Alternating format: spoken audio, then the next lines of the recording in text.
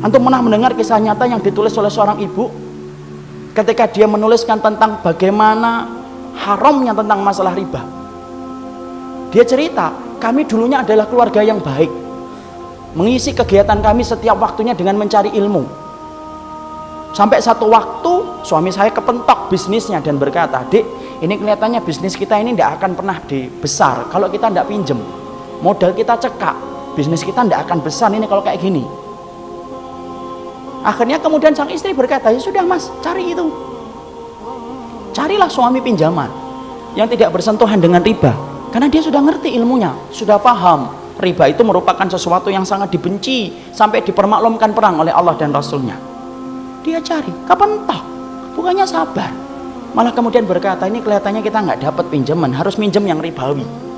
Istrinya yang sama-sama sudah ngaji berkata kepada suaminya, "Ya sudah mas, pinjam aja kalau memang itu terpaksa."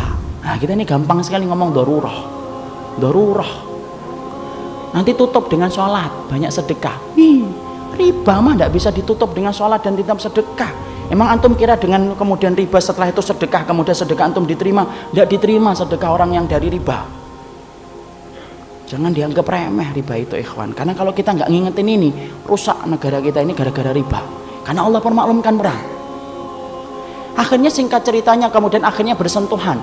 Mereka ngerti ilmunya tetapi tidak mampu menampik lambean pinjaman ribawi ketika itu begitu menggiurkan. Apa yang terjadi? Allah memberikan istidraj. Usahanya berhasil, gede. Maka kemudian sang istri bercerita ketika usahanya semakin besar, maka kegiatan kami yang setiap harinya mengkaji, mendatangi majelis ilmu kemudian jarang kita datangi karena kesibukan kami untuk kemudian mengatur bisnis kami. Suami saya kemudian mulai jauh dari kajian ilmu. Suami saya kemudian mulai menjauh dari panggilan sholat dengan alasan sedang rapat ataupun sedang nganter barang. Puncak-puncaknya kemudian terjadilah satu dosa besar yang dilakukan oleh seorang suami di mana istrinya tidak lagi bisa memaafkan. Ingat ikhwan, seorang suami kalau sudah melakukan dosa besar, istri punya hak meminta pisah dari suaminya dan itu syar'i. Maka suaminya melakukan dosa besar, akhirnya apa? Tidak bisa dimaafkan. Akhirnya apa? Kapal rumah tangga itu karam, tenggelam.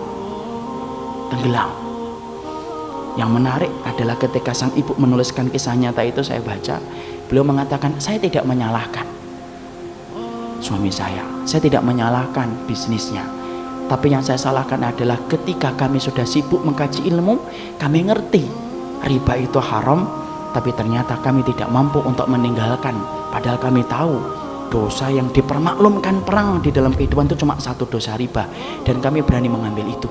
Sampai kemudian akhirnya Allah memberikan musibah dalam kehidupan.